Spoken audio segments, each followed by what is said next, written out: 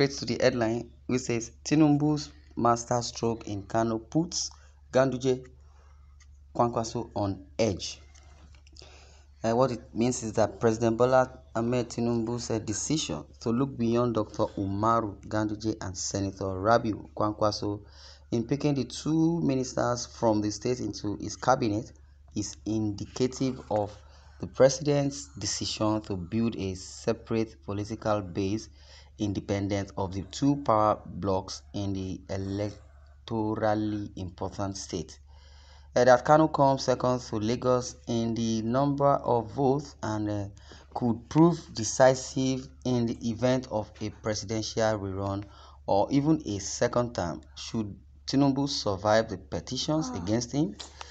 Despite assurance said, and also many assurances are said to have reached to bring Kwankwaso into the cabinet and ahead of the inauguration.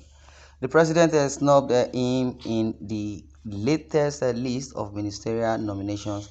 Bringing Kwankwaso into the cabinet was seen as the easiest way to hold Kano for the presidency.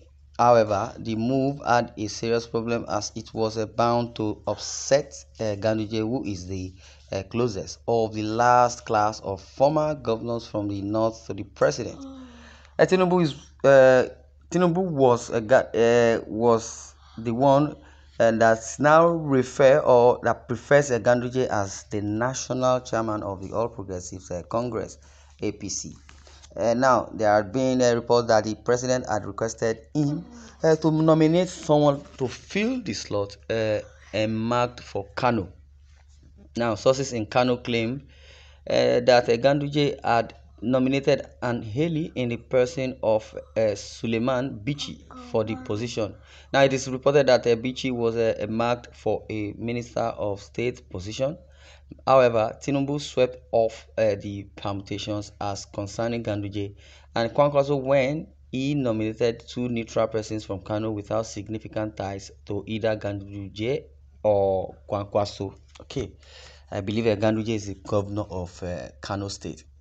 Furthermore, the two nominated were Abdullahi Tijani Gwazo and Dr. Miriam Shetty. Gwazo, according to sources in Kano, has had a long-lasting personal political relationship with Tinubu. Dr. Shetty, who would be the second female to be appointed a minister in the Fourth Republic from Kano, was neither chosen by Ganduje nor Kwankwaso. It's very interesting. First, of its kind that will come all the way from north as a minister. Now, second one. Dr. Shetty, who would be the second female to be appointed as a minister in the Fourth Republic from Kano State, was neither chosen by Ganduje nor Kwankwaso.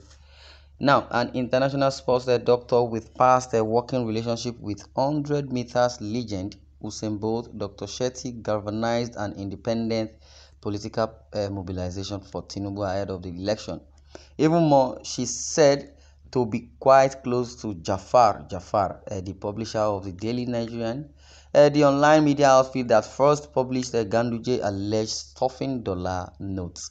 Now, Ganduje could not have nominated her as doing so, and doing so would have meant cohabiting with Jafar. Now, the very man that dollarized him, a source in Kano revealed. Well, with the twin moves that President Tinubu may have decided to look beyond Ganduje and Kwankwaso in building an independent political base of the two men now in charge of Kano. After meeting Tinubu in Paris, France, before the inauguration with the prospect of a ministerial nomination, Kwankwaso may have lost his vice and also for political mobilization against the president, while Ganduje will on his part focus himself on building the party if he is nominated as party chairman sails through. Now, for those that may not really understand, what it simply means is that from the headline, Tinubu's master stroke in Kano puts Ganduje and Kwankwaso on edge. Now, from their own antecedent towards Tinubu's belief, I believe Tinubu has the ministerial list already on his table, and he has chosen, previously the first female and in person of the national woman leader, Betty Adu. She's from South, I believe that. And now a female is coming up from the northern part of the country, first of its kind, to appoint a female, or for a president to appoint a female or add a female to the ministerial list.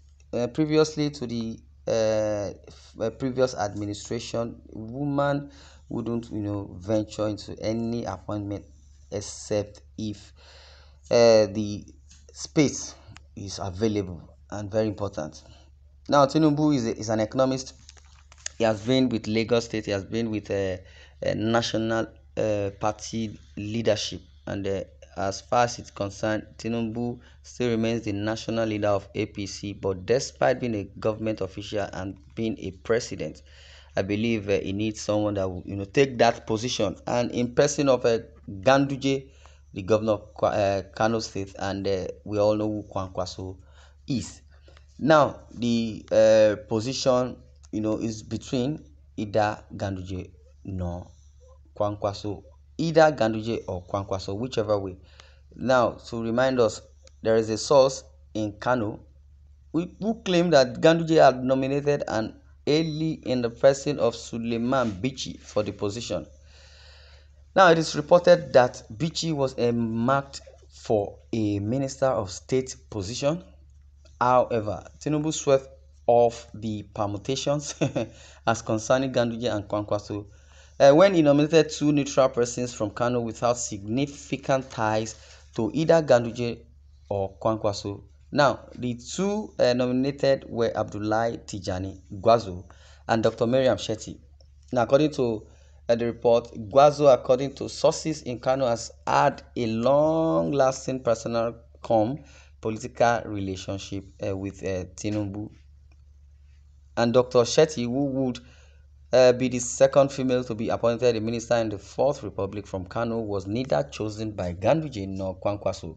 An international sport doctor with past working relationship with 100 meters legend Usain Bolt, Dr. Shetty galvanized an independent political mobilization for Tinubu, definitely ahead of the election. So in that vein, I believe there is a compensation, gain in there.